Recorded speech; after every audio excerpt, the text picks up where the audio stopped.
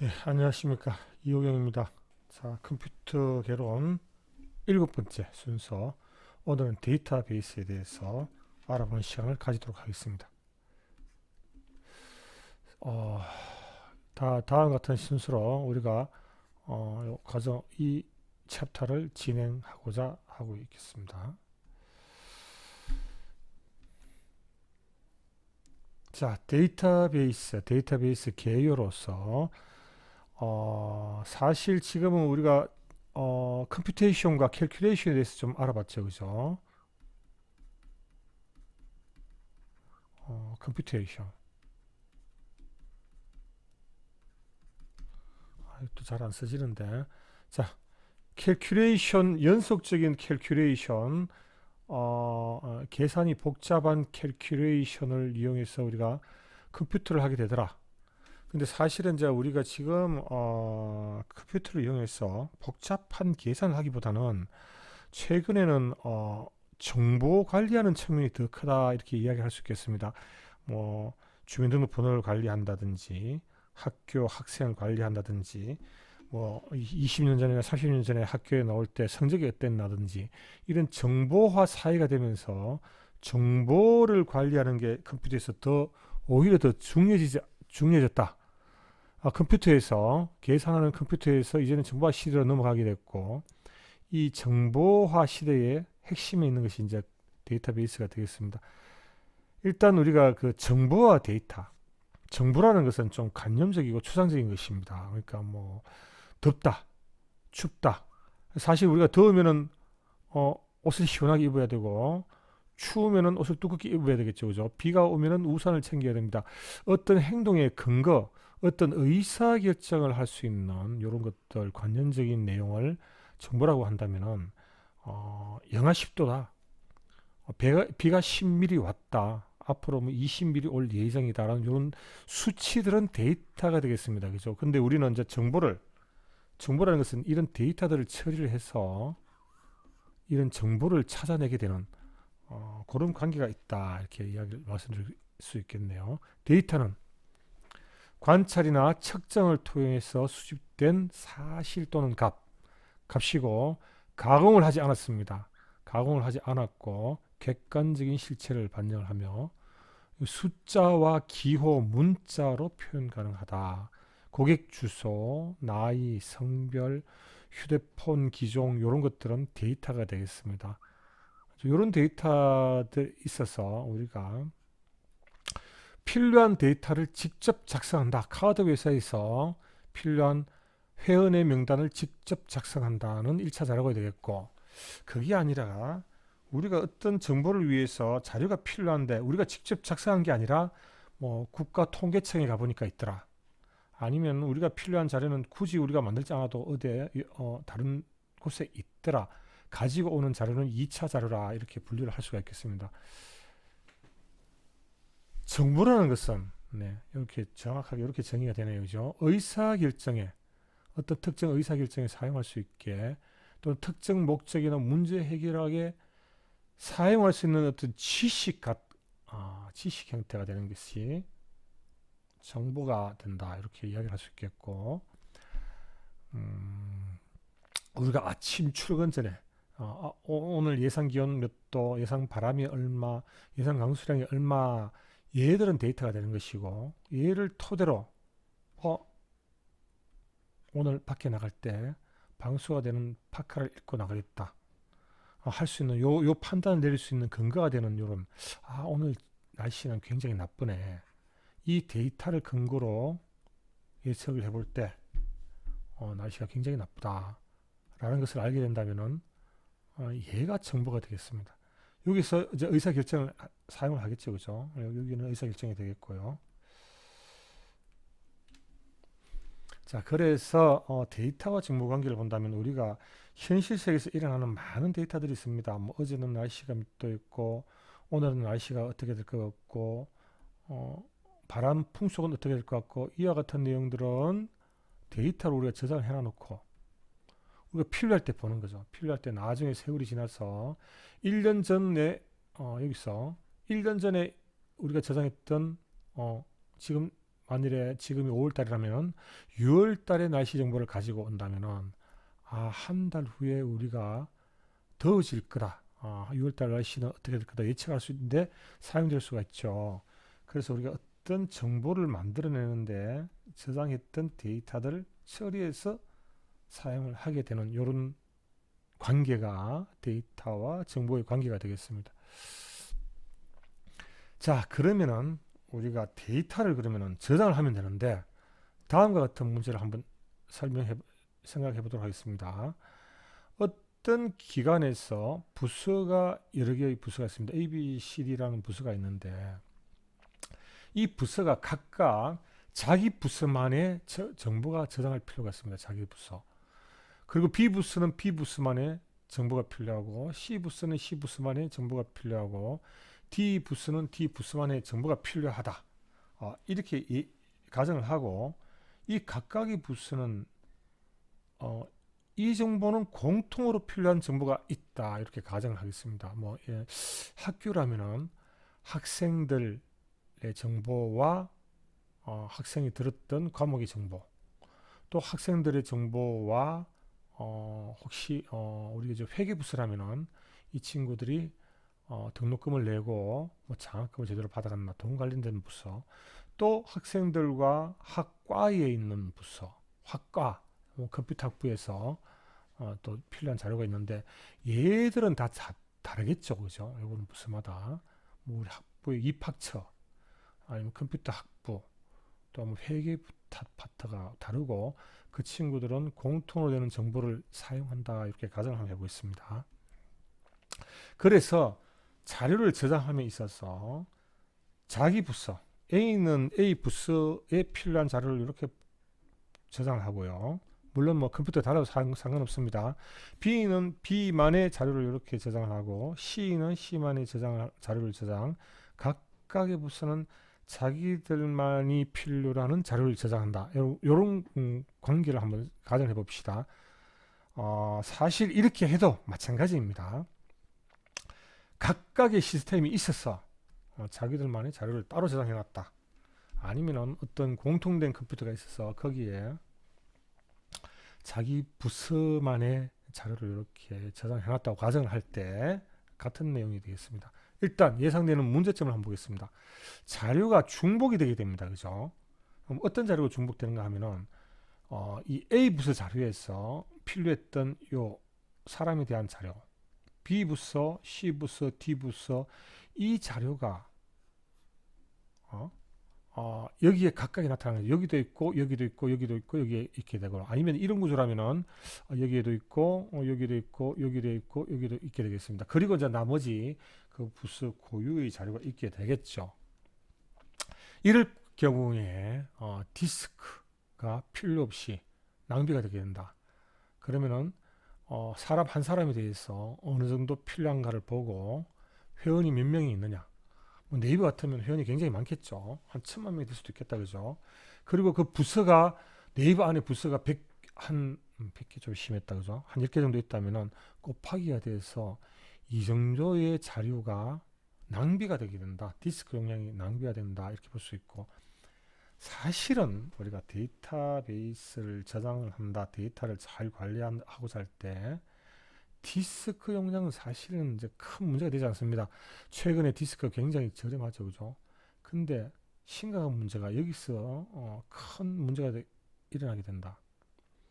자료를 일관성 있게 유지하기가 어려워진다. 예를 한번 들어보겠습니다.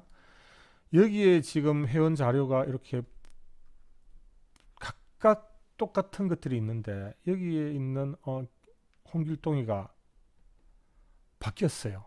전화번호가 바뀌었습니다. 그러면 당연히 여기 있는 홍길동 전화번호도 바꾸고 여기에 있는 홍길동 전화번호도 바꾸고 여기에 있는 홍길동 전화번호도 바꿔줘야 되겠죠.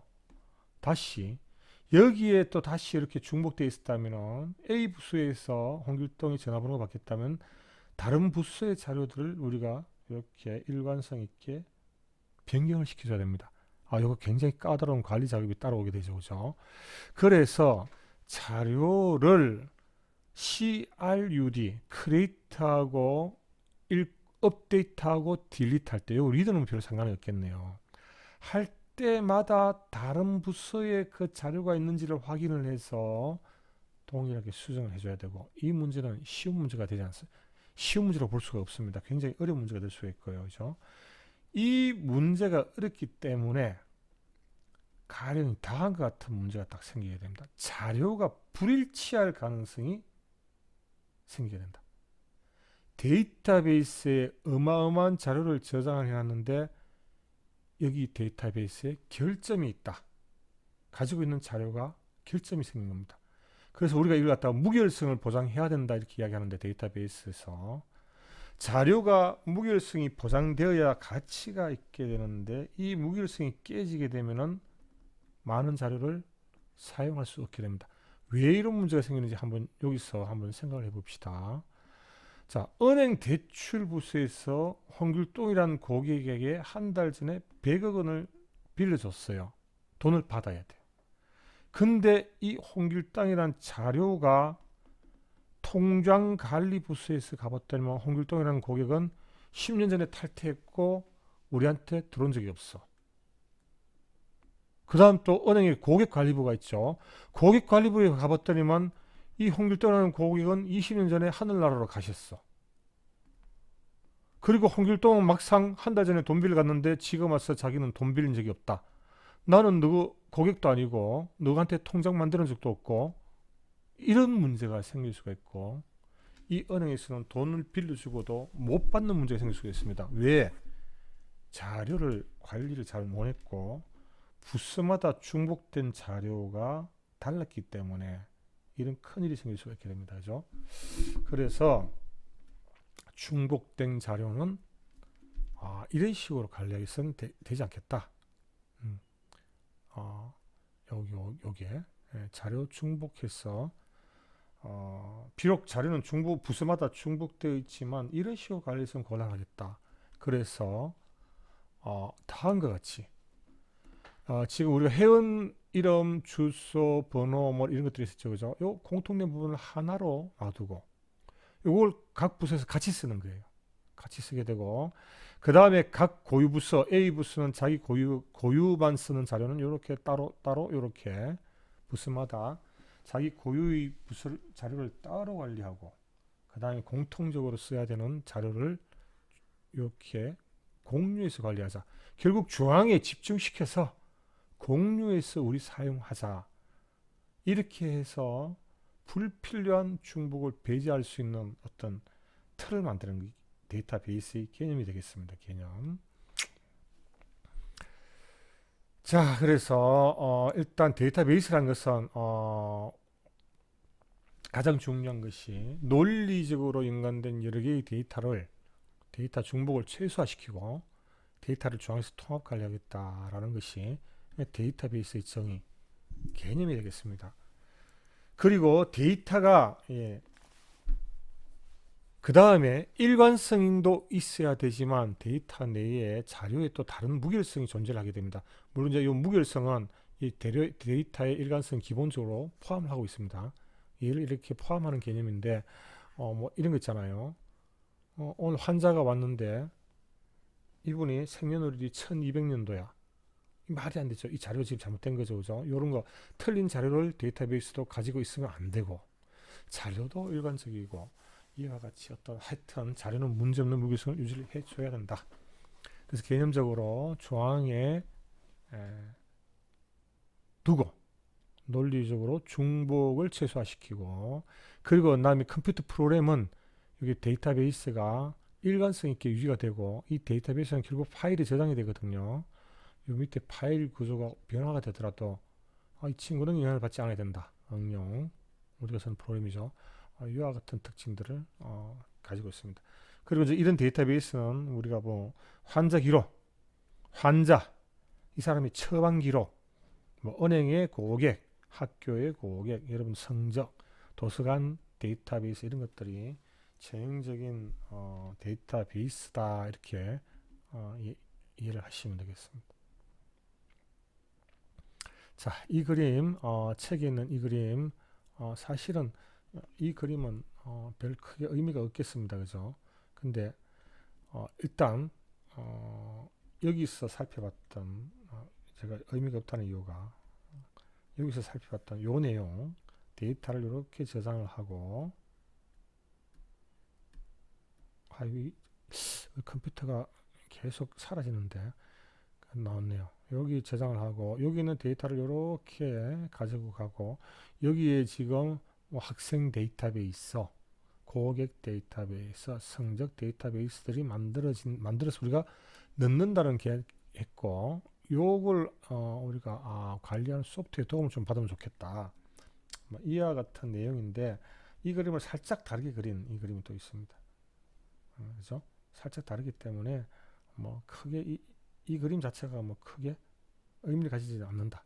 그래서 뭐 말씀을 드렸고요. 자, 결국은 현실 세계로부터 데이터가 와서 데이터를 저장을 하고 여기 각각 데이터베이스 묶음들을 저장을 합니다. 그리고 필요할 때 이 자료는 정보가 되어서 이렇게 밖에 나가게 됩니다. 그러면은 데이터베이스를 사용하는 사람 또는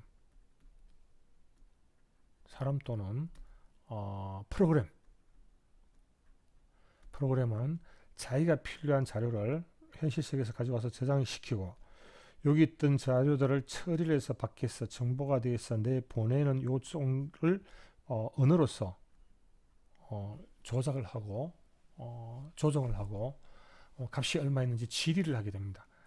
그래서 이제 요 조작어나 질의어를 통해서 제어를 하게 된다. 뭐 이렇게 보시면 되겠네요. 자, 이런 개념에 여기 있는 요 시스템, 그죠? 언어 처리, 저장 처리, 파일에 저장하는까지 요 개념을 데이터베이스라 볼 수가 있겠고 여기에 저장되는 파일들을 데이터베이스, 요 저장시키고 처리해주는 요 소프트웨어, 요 외부의 명령을 받아서 처리해주게 되겠습니다. 요 소프트웨어를 데이터베이스 관리 시스템이다 이렇게 부를 수가 있겠습니다. 그래서 데이터베이스 매니지먼트 시스템, 데이터베이스 관리 시스템 DBMS 이렇게 이야기하는 것은 정보를 추출하여 나중에 유용하게 사용하려고 이제 정보를 빼야 되죠, 그죠? 정보를 가져갈 수 있게 데이터를 잘 정리해 놓았다 이렇게 이야기를 해야 되겠습니다. 그죠? 여기 데이터가 되겠습니다. 데이터를 현실 세계의 데이터를 잘 가져와서 잘 정리해 놨다가 나중에 유용하게 활용할 수 있는 정보로 만들어 주겠다. 그리고 A, B, C, D 부서에서 살펴봤듯이 우리는 공통된 자료를 처리하기 위해서 공유해야 한다. 어떤 컴퓨터 한 대, 뭐 또 여러 대 상관없겠다, 그죠? 여기에 공유를 해서 여러 부서에서 인터넷 신화를 통해서 공유해서 해야지 된다. 이런 의미를 가지고 있다. 이렇게 보면 되겠고요. 1963년 이때에 IDS라는 컴퓨터 DBMS가 최초로 만들어지게 되었다. 보면 되겠습니다. 자, 그래서 데이터라는 것은 일단 아까 살펴본 바와 같이 부서 사이에 공유가 되고 있어야 되고 같은 데이터일 경우에 그렇죠? 공유가 되어야 되고 같은 데이터를 사용한다면은 공유해야 되고 그 데이터는 통합이 되어 있어야 됩니다. 그리고 각 부서에서는 자기한테 필요한 데이터들이 여기 다 있어야 됩니다. 그러니까 아까 살펴봤죠. 여기 A 부서, B 부서, 이 데이터가 또 C 부서하고 또 공유가 됩니다. 그죠? 또 이게 이렇게 해서 여기는 공유되고 있는 데이터. 세 부서가 다 공유하고 있죠.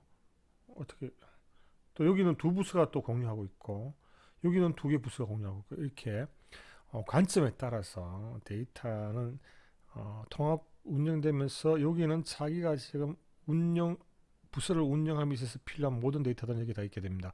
만일에 뭐 은행이라면은 은행 고객 데이터가 여기 있을 수가 있고 고객에서 통장을 관리한 데이터라면 여기 통장 자기 관리하고 있을 거고요. 또 여기는 뭐 대출을 관리하고 있을 거고 여기는 또 뭐라고 할까요? 투자를 한다. 이런 식으로 그죠. 운영하는 현황을 그대로 반영하는 데이터 성격을 가지게 된다. 그리고 이러한 데이터들은 종이나 이런데 뭐 하는 옛날 방식 말고 우리가 365일 접속할 수 있는 컴퓨터 형태로 저장이 되어서 언제든지 조회할 수 있어야 된다. 뭐 이런 특징을 가지고 있어야 된다. 이렇게 이야기를 하고 있는 겁니다. 자, 데이터베이스의 장점. 그래서 중복 데이터를 최소화한다. 그죠? 이 중복된 데이터는 공유가 된다. 그죠? 그리고 중복 데이터를 최소화해서 일관성을 유지를 해야 된다 그랬죠. 이게 또 장점이 됩니다. 왜 그런가 하면은 이 일관성 유지를 위해서 DB를 만들었기요. 그 중에서 중복 데이터는 뺐기 때문에 일관성 유지가 굉장히 쉽다. 일관성이 유지가 되니까 무결성을 우리가 가지고 있기도 굉장히 좋게 됩니다. 일단 기본적으로 일관성이 유지가 되고 그 다음에 데이터에 들어오고 나오는 값들을 계속 체크를 하면서 나이가 뭐 500살이라든지 택도 없는 값들이 들어올 때 미리 체크를 해서 무결한 데이터들, 상시적인 데이터를 넣을 수 있기 때문입니다. 그리고 이와 같은 데이터는 항상 운영 현황인 컴퓨터 형태로 저장이 되어 있기 때문에 항상 최신의 정보를 제공을 해준다. 그러니까 이 데이터를 저해하면 항상 최신 데이터가 나올 수 있다. 처리 속도 당연히 빠르고요.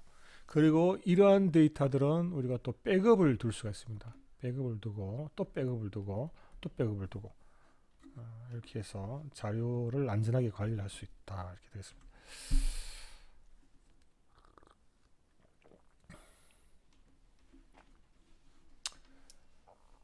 그리고 이제 우리 컴퓨터를 DB 데이터베이스 개념에서 아까 우리가 DBMS라는 것은 파일에 데이터베이스를 저장을 하고 여기 뭐 학생 DB, 선생님 DB, 과목 DB 이런 것들이 저장이 되고요.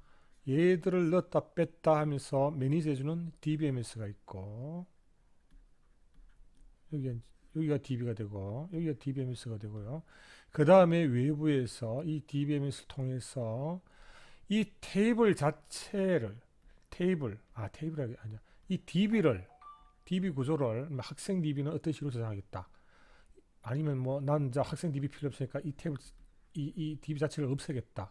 자체를 CRUD 할 수 있을 뿐만이 아니라 여기 뭐 과목 DB가 있다면 과목 DB 안에 들어가 있는 과목을 넣었다 뺐다.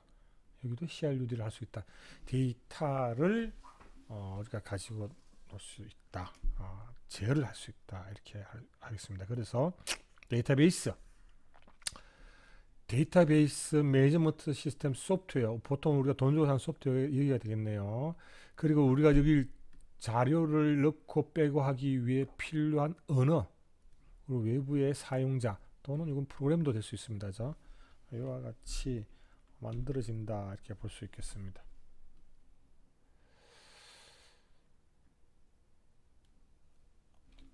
뭐 같은 내용이죠, 그죠? 여기가 컴퓨터 파일에 저장되는 데이터베이스, 여기 학생용 DB, 선생님 DB, 과목 DB. 여기는 프로그램, 소프트웨어가 있고요. 그 다음에 우리가 이 소프트웨어한테 질의를 하기 위해서 난 어떤 데이터가 필요해, 어떤 데이터베이스를 만들어줘, 현재 그 데이터베이스의 값이 뭐니 가져와봐, 이런 것들을 할 수 있게 되는 언어가 필요하다. 자, 그러면은 조금만 더 들어가 봅시다. 데이터베이스 시스템을 이렇게 본다면은 최종적으로 데이터는 파일 상태로 저장이 되고요. 파일 상태로 저장이 되고 그 이 파일은 빨리 찾고 여기 데이터를 빨리 집어넣고 빨리 찾기 위해서 인덱스라는 것을 만들어 두게 됩니다. 나중에 여러분 이제 자료구조 같은 데서 배울 텐데 데이터 스트럭처 같은 과목에서 배우실 거고 그때가 사실로 하고요. 그 다음에 소프트웨어 DBMS가 있다. 이게 이제 뭐 마이SQL, 뭐 오라클 같은 소프트웨어들이 여기에 해당이 되게 되겠습니다. 그죠? 그러면은 외부에 있는 여러분들이나 아니면은 여러분들이 짰던 컴퓨터 프로그램이나 아니면 여러분들 아니면은 데이터베이스를 관리하는 어드미니스트레이터가 이 데이터베이스 관리 시스템과 언어로서 주고받게 됩니다. 여기서 데이터 데피니션이라는 것은 나 지금 여기 들어갈 학생 파일을 하나만 학생 데이터베이스를 하나 만들래, 아니면 수정할래, 아니면 삭제할래, 아니면 지금 학생 데이터베이스 구조가 어떻게 돼? 이런 걸 물어볼 수 있는 데이터 데피니션 랭귀지와 그리고 여기에 있는 그러면 학생 데이터베이스를 만들고 학과 데이터베이스를 만들고 뭐 많은 자료를 꽉 넣었다 치고요. 그러면 여기에 학생도 넣었다가 학생 삭제도 했다가 여기 지금 아까 뭐 그랬죠? 학과가 됐나요? 학과 전부 다 넣었다가 뺐다 하는 요 자료를 조작하는 언어 DML과 DDL이 있게 되겠습니다. 그래서 DB 시스템은 크게 요와 같이 보고 여기가 지금 DBMS가 되는 거죠. 그죠? 네. 자, 그래서 데이터베이스 관리자 여기에 데이터베이스 어드미니스트레이터라는 것은 이 데이터베이스를 책임지고 설치하고 고장나면 고치고 운영해주는 사람이고 응용 프로그래머 뭐 여러분들이 DB가 있는데 DB에 데이터를 넣었다 뺐다 하면서 사실 이런 정보를 외부로 표출해 주거나 이렇게 하겠죠. 인터페이스를 통해서 외부로 뭐 앱을 통해서 보내준다든지 이렇게 해주는 그러면 이쪽에는 최종 사용자 여기에 붙고 여기가 지금 응용 프로그래머가 되겠습니다. 그죠? 데이터베이스를 조회를 해서 웹에다가 이렇게 탭을 예쁘게 만들어서 학생이 있고 학과가 있고 정보를 막 이렇게 표출해주는 이런 걸 프로그램 만들어주는 사람들이 있겠죠. 그죠? 그래서 이제 세 부류의 사람이 사용자가 DB를 관여를 하게 된다. 네. DBA는 봅시다. DBA라는 것은 데이터베이스 시스템을 총괄 운영 관리하고 구축, 갱신 그리고 관리해주면서 분석도 해줍니다. DBA를 따로 두고 하는 거죠. 그리고 고장 나면은 그 원인을 파악하고 복구하고 사용 응용 프로그래머들을 위해서 교육과 기술을 지원을 해주고 데이터베이스를 주기적으로 백업을 하게 됩니다. 그리고 DB를 사용할 수 있는 사람들 등록, 그죠? 그리고 어떤 사람이 A 부스는 아까 우리가 그렇죠. A 부스는 고객과 자기 고유의 데이터가 있고 B 부스도 자기의 그 공통적인 데이터와 고유의 데이터가 있다 그랬는데 B 부스가 우리가 가지고 있는 이 고유의 데이터는 A 부스한테 공개하기 싫다. 그래서 DBA한테 요청을 한다면은 DBA가 사용자별로 접근 권한, 읽기, 쓰기 권한들을 제어를 해줄 수 있게 됩니다. 그래서 사실은 만약에 이게 뭐 대출 계획이었고 여기 투자 계획이었다면은 A 부스는 대출의 상세한 사항을 볼 필요가 없죠. B 부스는 투자 어떻게 하는지 정확하게 볼 필요가 없죠, 그죠? 이런 것들을 컨트롤 해줄 수 있게 된다. 그래서 뭐 언어는 어차피 DML과 DDL 근데 그 중에 제어어가 있습니다. 데이터베이스를 제어하는 위한 언어. DL과 데이터를 조정하는 언어가 있다 그랬는데 그 다음에 컨트롤 언어가 있을 수 있습니다. 컨트롤 언어가 사람 사용자를 등록하고 당신의 권한은 얼마가 됩니다. 어떤 부서는 어느 정도의 양만 쓰세요. 이런 것들을 다 조정해 줄 수 있는 언어를 쓰게 되겠습니다. 그리고 우리가 DB 안에 많은 데이터들이 들어가는데 A 부서 데이터, B 부서 데이터, C 부서 데이터 뭐 이렇게 데이터가 들어가고 공통 데이터가 들어가는데 이 각 부서가 이 설계를 제대로 하지 않는다면 이 데이터베이스가 이 데이터베이스가 전체적으로 문제가 생길 수가 있습니다. 그래서 DBA는 각 부서에서 필요한 데이터를 파악을 해서 이 데이터를 어떻게 차근차근 잘 설계해야 될 일을 하게 되는데 조직이 커지게 되면 베이스를 운영하는 일과 설계하는 파트가 또 전문화되어서 나눠질 수 있게 되겠습니다.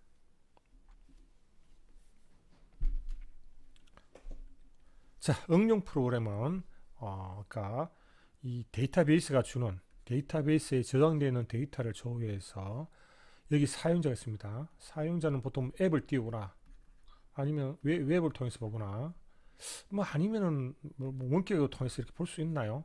하여튼 치고 응용 프로그램은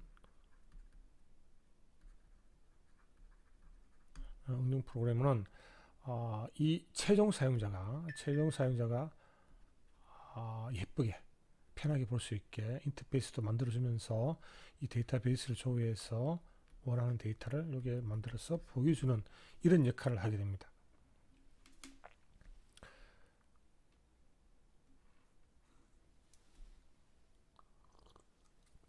그리고 이제 자기가 원하는 데이터는 어떤 게 있습니다. 데이터베이스는 이렇게 내가 필요한 데이터는 이런 것들이 있습니다 하고 이 DB들을 설계를 해서 DB와 상의를 해서 만들게 되겠습니다. 그죠?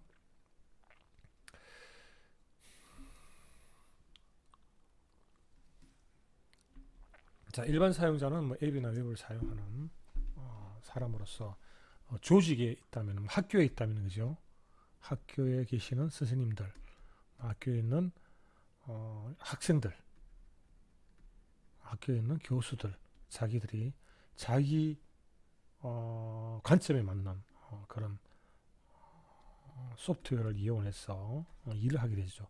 그러면 이 소프트웨어는 응용 프로그램을 만들어줬고, 이 소프트웨어는 DB에 있는 내용을 넣고 빼고 하면서 계속해서 최신 DB를 만들어 나가게 됩니다. 최신 데이터를 반영할 수 있게 이렇게 유지를 하게 되겠습니다. 자, 그러면은 데이터베이스와 우리 사용자와 데이터베이스의 DBMS가 있고, DBMS와 주고받는 언어가 필요하다 그랬는데, 이 언어가 어떤 내용이 있느냐 하면은, 여기 DB를 만들어 달라, 학생 DB를 만들어 달라. 근데 학생 DB는 어떤 구조로 되어 있다. 이 구조를 변경을 하고 만들고 삭제를 하고 할 수 있는 데이터 데피니션 언어와, 그 다음에 학생 DB를 만들었다면 여기에 홍길동도 집어넣고 인격정도 집어넣고 해야 되겠죠. 그죠? 자료를 넣었다 뺐다 할 수 있는 DML 언어와, 조금 전에 설명드렸지만 DBA가 사용자들을 등록하거나 이 테이블들을 감사를 하거나 해서 문제가 있을 때 자기가 수정한다든지 하는 여러 가지 컨트롤할 수 있는 이 언어, 세 개가 있다 그랬죠. 그죠? 여러 개 있는데 얘를 포함한 언어가 지금 SQL, Structured Query Language, 구조화된 GD어로 표준화되어 있어 가장 많이 사용되고 있습니다. 근데 이거는 DB하고 의존 관계가 있기 때문에 RDB에서 사용하고 있거든요. Relational DB에서 가장 많이 사용하고 있으니까 이건 조금 이따 같이 설명하도록 하겠습니다. 자, 그러면 우리가 사용자 살펴봤고요. 요 주고받는 언어를 살펴봤고, DBMS를 봅시다. DBMS는 데이터베이스를 사용자가 원하는 대로 사용할 수 있게 해주는 그런 역할을 해주고, 사용자 요청이 들어오면 언어를 통해서 요청이 들어오게 되죠. 그러면은 밑에 진짜 이 파일에, 그죠? 컴퓨터 파일인데 하드디스크에 있는 파일 구조에 진짜 그 데이터베이스를 만들고 이 데이터 안에 있는 데이터를 조작할 수 있게 해준다. 데이터를 정의할 수 있게 해주고 데이터를 넣었다 뺐다 하면서 사용할 수 있게 해준다. 이런 역할을 하게 되고, 제어 기능 이런 걸 제어를 해주게 됩니다. 아까 그런 이야기 했죠. 사용자별로 A 부스에 있는 사람은 B 부스 데이터를 접근하지 마라 그랬는데 꼭 하지 말라 그러면 한 사람 있잖아요. 여기 와서 B 부스 사람이 A를 딱 접근하러 들어갈 때 DBMS가 너는 권한 없다, 쓰지 마세요, 이런 제어들을 해주게 되겠습니다.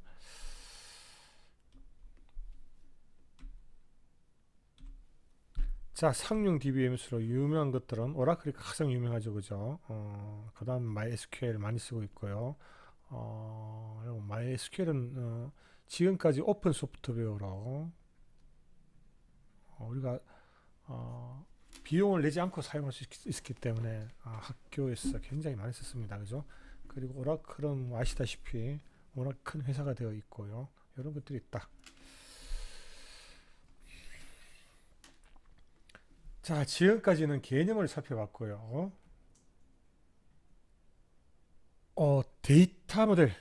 데이터 모델을 살펴보겠습니다. 실제 우리가 세상에 있는 자료들, 우리가 관리해야 될 자료들을 어떤 관점으로 우리가 어떻게 모델링 할 수 있느냐를 모델을 할 수 있느냐라는 관점에서 보는 것입니다. 그러니까 경북대에 오면 경북대에 오면은 공과대학이 있고 그 다음에 여기에 컴퓨터학부가 있고 여기에 교수들이 있고 이런 식으로 이 트리 관계로 파악해 나가는 방법이 있습니다. 공과가 아니라 여기는 이제 인문학과요. 인문대는 또 교육과 이렇게 이제 나가서 이렇게 자료를 트리 형태로 파악하는 방법이 교과서 그림 7.14에 있는 계층화된 모델, 계층 모델이라고 합니다. 이런 식으로 자료를 파악하고 우리가 모델을 할 수 있는데 또 생각을 해보면 여기 있죠. 여기 있는 교수가 여기 가서 교육과에 가서 갑자기 컴퓨터 과목을 강의를 할 수가 있어요. 그 다음에 이제 컴퓨터라는 게 공과대학에 무조건 소속됐다 생각했는데 이건 말이 안 되네요. 그죠? 자, 그래서 다시 여기서만 써볼게요. 여기 있는 교수가 여기도 강의를 해요. 또 여기 있는 교수가 여기도 강의를 하게 되고 소속은 공과인데 굉장히 이제 애매한 이런 일이 벌어질 수가 있기 때문에 조금 전에 7의 14에 있는 계층형 모델로 자료를 모델하기가 힘들다. 알고 봤더니만 그림 7.15의 네트워크 모델이더라. 네트워크이죠. 망 모델, 그래프 모델이다. 이런 식으로 보는 방법이 있고, 자, 이 설명을 좀 빨리 하고 넘어가려고 합니다. 그 다음에 가장 많이 쓰는 관계 모델이 있습니다. 관계 모델. 그리고 이거는 집합으로 보는 겁니다. 집합으로 보는 거고, 객체 지향 모델, 멀티미디어 모델 등등 다양하게 우리가 현실 세계의 자료를 모델을 할 수 있는 방법이 있다. 근데 우리가 여기서 이 집합형 관계 모델을 가장 많이 사용하고 있습니다. 실제로 계층 모델이나 네트워크는 현실에서 보기 힘들 정도로 잘 사용을 하지 않고 최근에 이제 객체 지향 모델을 많이 최근 대두되고 있죠.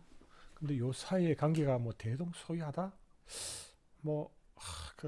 똑같다고는 이야기를 하지 못했지만 유사하다. 그 정도로 파악하면 될 것 같고요. 우리는 관계형 모델을 굉장히 많이 쓴다. 그러니까 이런 거예요. 학생이 있으면은 학생은 과목을 수강한다.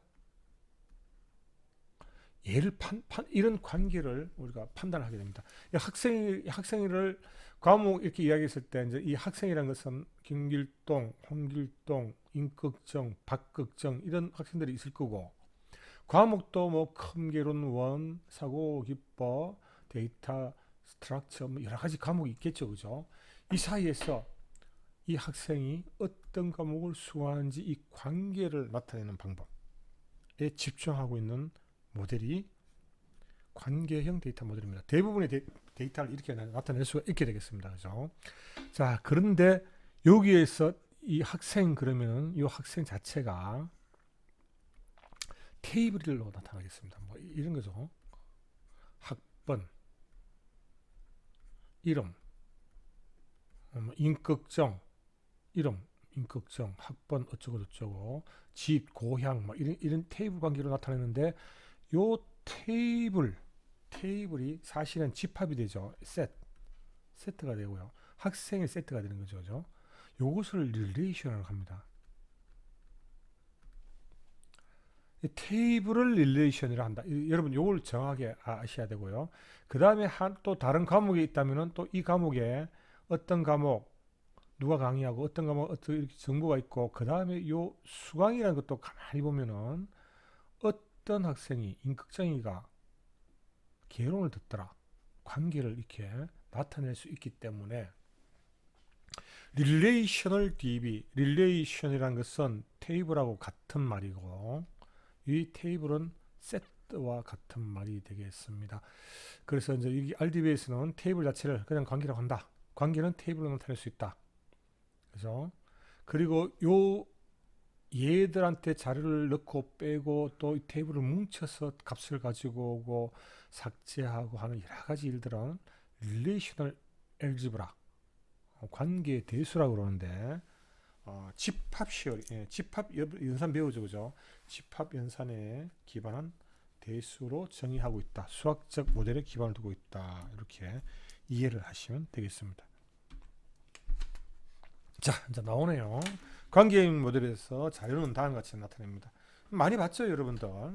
자료 구조를 혹시 공부를 하셨다거나 아니 프로그램 언어를 배웠다면은 아마 이것이 요렇게 오는 게 스트럭처 타입이다. C에서는 스트럭처 타입, 구조체.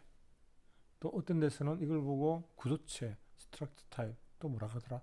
하여튼 뭐 여러 가지 표현을 쓰는데 이 구조체 타입의 배열로서 우리가 자료를 모델링한다. 이 앞전 시간에 이야기를 했는지 모르겠지만 우리가 컴퓨터에서 뭐 어떤 컴퓨테이션 한다는 것은 뭐 가계부를 만든다든지 가계부 자료를 관리한다는 것은 또 아니면은 뭐 주소록을 만든다. 이름과 전화번호. 또 아니면 뭐 재고 관리를 하겠다. 그러면 품목과 현재 재고 개수와 뭐 가격. 가만히 보면은 대부분의 우리가 어떤 업무를 하기 위해서 이런 서류를 관리를 하게 됩니다. 만일에 뭐 비슷하면은 연락처와 전번호를 항상 관리를 하고 있다가 누구한테 전화를 좀 해달라. 그러면 전화를 해주고 하기 위해서 이 주소록이 필요하게 되겠고, 재고 관리하는 친구는 품목과 현재 재고 개수를 항상 관리를 하고 있어야지 재고 관리가 되는 거죠, 그죠? 그래서 우리가 어떤 일을 하게 된다, 어떤 업무를 하게 된다는 말은 우리가 테이블 형태의 자료를 관리한다는 말과 거의 대동소이하다 이렇게 볼 수가 있겠고, RDB라는 것은 이 RDB도 그죠? 관계를 릴레이셔널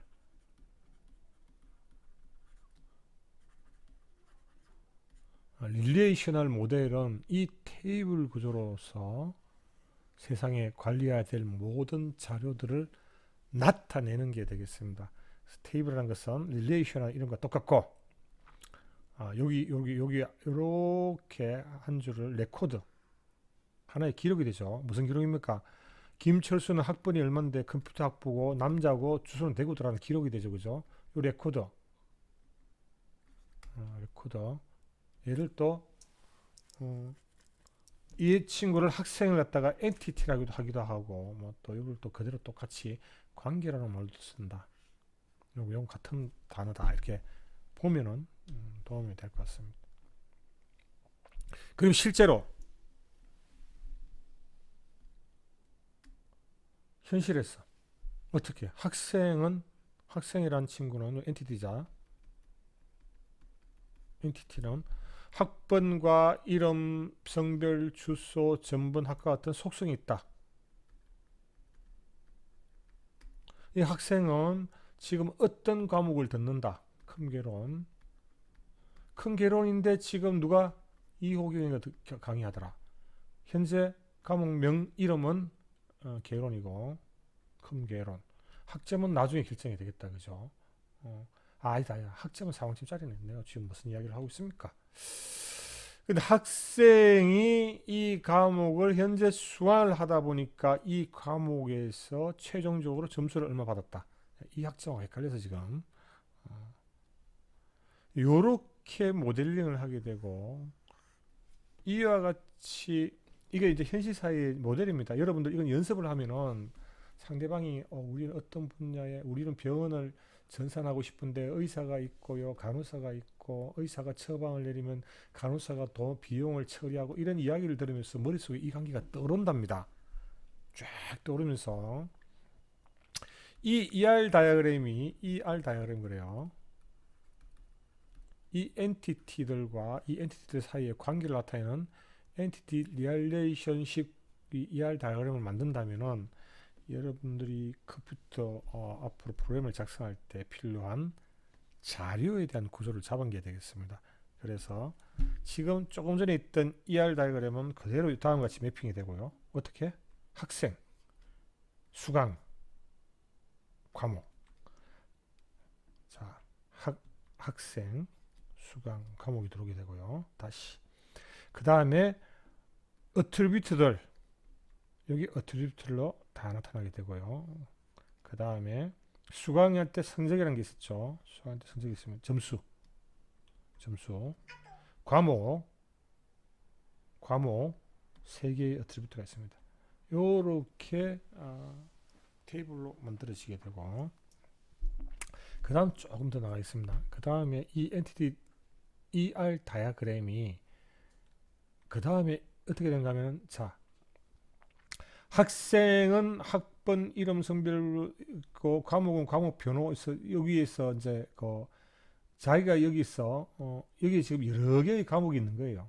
여러 개의 과목이 있고, 여기도 학생도 여러 명이 지금 있다고 가정을 하고, 그 다음에 어느 학생이 어느 과목을 듣는다고 할 때 이 과목을 이렇게 가르칠 수 있는 링크가 필요로 하게 됩니다. 그래서 여기에서 고유의 과목을 찾아낼 수 있는 어떤 고유의 속성의 집합이 필요로 하게 되는데, 그걸 우리가 키라고 그럽니다. 키. 그래서 테이블의 키를 결정합니다. 학생이라면 학번이 키가 되겠고, 과목이라면 과목 번호가 키가 되겠고, 여러분 수강이라면은 사실 어떤 게 되어야 될지 이제 잘 아직까지 안 됐는데, 우리가 수강 번호라는 걸 하나 잡았다고 한번 생각해 보겠습니다. 그렇게 하면은 조금 전에 이 테이블에서 이 링크를 잘라내면서 자, 왜 잘라냈느냐? 수강 번호, 과목 번호를 여기 딱 지우겠습니다.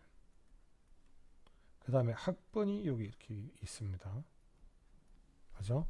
그러면 이 테이블은 어떤 의미를 이야기하는가 하면은 1번 과목은 컴개론이고, 2번 과목은 데이터 스트럭처고, 3번 과목은 AI다. 그 다음에 여기 학생은 111 학생, 112 학생, 113 학생 이렇게 있는데, 이건 홍길동이고 김길동이고 이일동이다 한번 쳐봅시다. 그러면 여기에서 이런 일을 한다는 것이죠. 지금 요거는 번호는 이제 임의의 번호를 하나 줄 수가 있겠네요. 여기 임의의 번호. 이런 것은 과목 번호 1번, 과목 번호 1번 컴개론을 홍길동이가 듣는다. 111. 자, 요 1은 여기에 있는 컴개론 학번을 말하는 거고, 요 111은 여기는 학생을 말하는 것입니다. 이런 식으로 최종적으로 우리가 만들었던 뭐라 그러죠? 이 현실 세계에 있던 우리의 데이터가 이런 데이터가 최종적으로 이와 같은 테이블 구조로 넘어온다. 사실은 같은 거예요. 이렇게 그림을 그리고 머릿속에서는 우리는 이렇게 되겠지만, 얘를 이렇게 그림을 그려서 우리는 이렇게 생각을 하고 우리 데이터를 이렇게 모델링을 한 것이고, 컴퓨터로 나타낼 때는 이렇게 나타낸다. 이렇게 하면 되겠습니다. 자, 그래서 이런 거는 프라이머리 키, 학생의 프라이머리 키, 주키, 수강 번호의 주키, 과목의 주키고, 여기에 지금 수강을 하는데, 자, 어떤 학번의 학생이 어떤 과목을 들었습니다. 여기 번호 있죠, 그죠? 요걸 포링 키라 그럽니다. 이런 키를 정의를 하게 되더라. 이걸 생각해 주시면 되겠습니다. 자, 한번 봅시다. 관계형 모델에서 사실 이제 나중에 DBMS와 이와 같은 테이블들이 저장하게 되는 거죠. 그러면 이 테이블 구조를 만드는 거, 관계는 테이블이랑 똑같다 그랬죠. 똑같고, 이것도 엔티티라는 말과 똑같습니다. 요 테이블의 구조를 만들고 구조를 변경시키고 삭제하고 하는 것은 데이터 데피니션 랭귀지로서 우리가 작업을 하는 것이고요. 그 다음에 여기에 학생을 집어넣어라.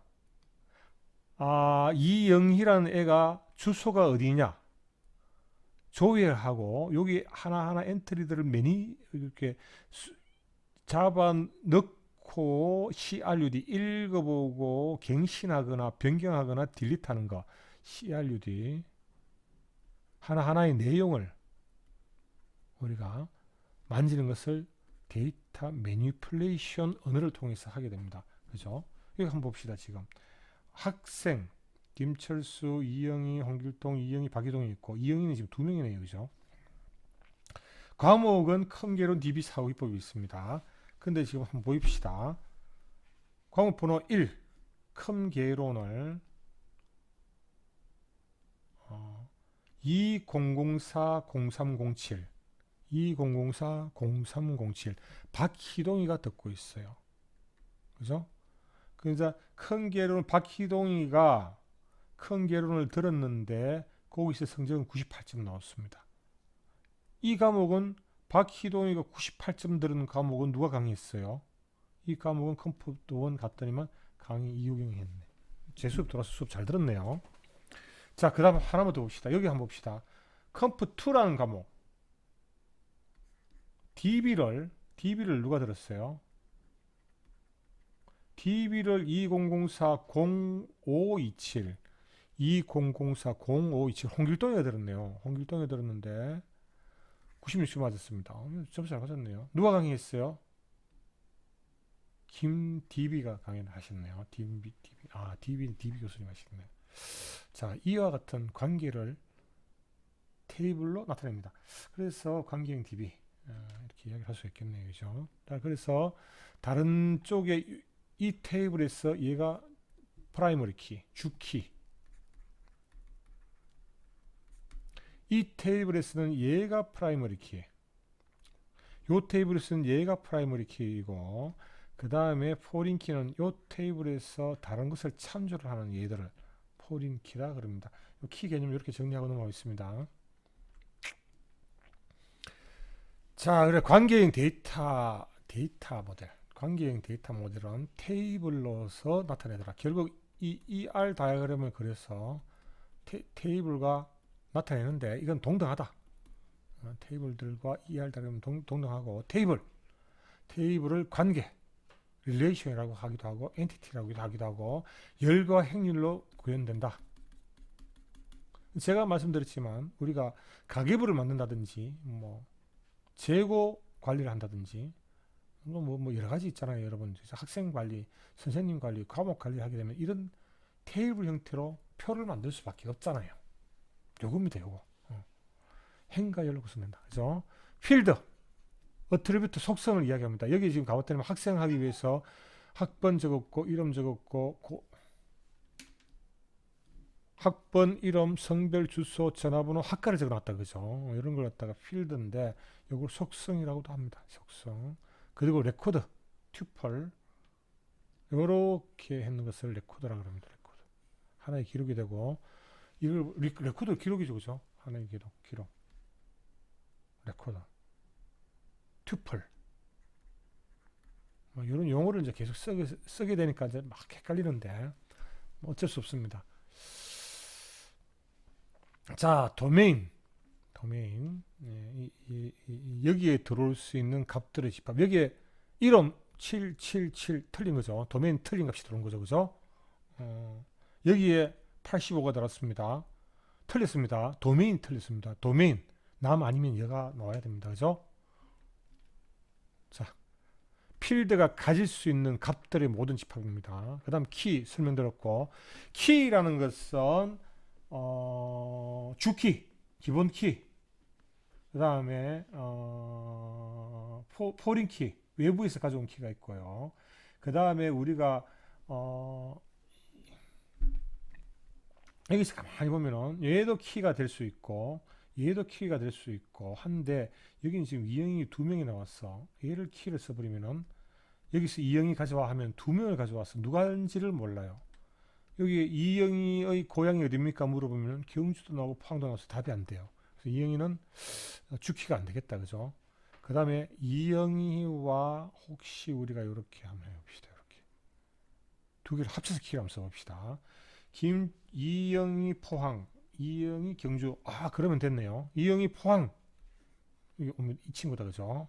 이영이 경주 하면 요 친구다, 그죠? 아, 요것도 키가 될 수 있는데, 요렇게 두 개를 합친 키를 슈퍼키, 슈퍼키, 복합키. 이렇게 이야기할 수 있고요. 그 다음에 지금 여기서 키가 얘도 될 수 있지만, 요렇게 키가 될 수 있다고 말씀드렸죠. 요 슈퍼키도 될 수 있어요. 또 뭐 방법이 있을까요? 요렇게 해서 요 전화번호랑 합쳐도 또 키가 되겠네. 이런 것들 전부 다 캔디데이트 키, 후보 키가 되겠습니다.